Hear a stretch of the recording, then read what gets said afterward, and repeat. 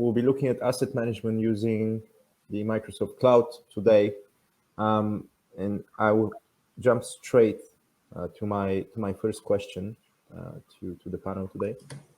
So, building a good asset management system by getting the basics right, and how this marries up with the traditional CRM versus how can we bring in additional opportunities from the cloud. I'll push that one over to you, Paul, to start with. Yeah, so this is very much, so where I've come into this is that a lot of the time where I've done these asset management systems using Dynamics for a number of years, and often that was getting the absolute basics right, where you've got sales, service, marketing. Asset management kind of does all of them and kind of does nothing of it at the same time. And so really, where I've been really sort of invested in getting this right is making sure that you use the right bits of the product, but often you're using the product as kind of a database builder effectively to work on the things you need to track about an asset management system. You've got to get all the basics right. Good stakeholder management, expenditure tracking, all the processes that hang off an asset. Often an asset or a case or a project can be a huge number of resources, spend, income, and above all, anything business process. And really getting that hub right has always been key to getting these systems correct.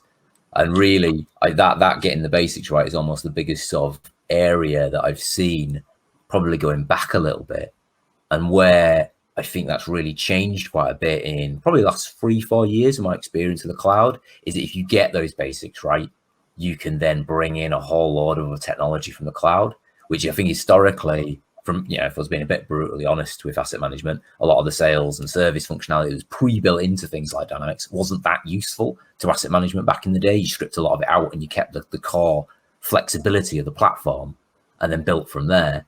But now where like the big tech providers are moving so much more into other things and other technologies, particularly around machine learning and AI, where that is useful to asset management, you need pulling that in from the cloud providers is absolutely key, and really build you a far better solution than you otherwise would. But it only works if you get the basics right. If you don't get any of those basics right, the other stuff won't matter. And so that's where I've sort of seen that kind of element of getting it right being on a bit of a journey, really. But the bits that you needed to get right, 8-10 years ago, and I probably first started getting into the proper kind of asset management systems, you still need to get all of that right today. None of it's changed. So from a user perspective, how does this work really? What are the challenges of blending those two worlds together? Yeah, I think it's many years that we are trying to move away from the CRM scope to a full asset management scope. And it's a big area, depending how you define an asset. Asset is a building or is a power plant. Both of them are one asset. And I think still the full scope of asset management is not known. Still, there are islands of different tools glued together. And if I look at the market, there is not one unified asset management tool out there still. I can see it in the next 10 years, maybe we are going to have one. But this is a combination of different random tools glued together. And trying to link it back to what Paul mentioned. So if you want to have a harmonized, centralized asset management, you should have the right base or the right infrastructure. So it should be a sustainable and a scalable infrastructure, because you need to further develop it for the next 5-10 years. And we have looked around, and so far the best solution we have found is Microsoft, because we see the company is going to be there for the next 10 years. And looking at the development on the Dynamics Power Platform side, we can see that it has a sustainable and a scalable future, that we don't need to do reorganization from digital perspective every 3 years. So that's very important to us. Thank you, Masoud.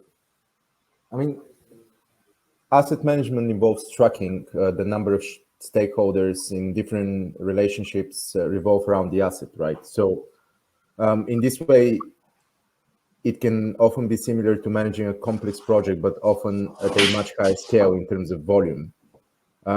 This makes having a good system and process with often crucial to delivering strong asset management. Masoud, in your view, could you tell us how an increasing availability of technology from the cloud and big suppliers makes it a lot easier, as you said, to access the intelligence and the automated systems. But how much of this works really? And if we don't have the basics of client and supplier stakeholder management correct, could that really affect the whole system? Yeah.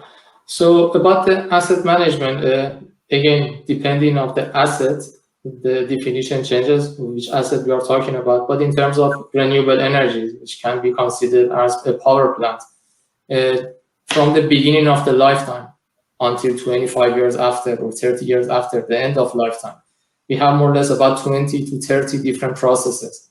The moment you acquire the asset, you need to maintain the asset, inspect the asset, take care of the financials, take care of the insurance, take care of health and safety and environmental issues, make sure you have a document management in place, make sure you have the compliance tracker to follow local and international regulations.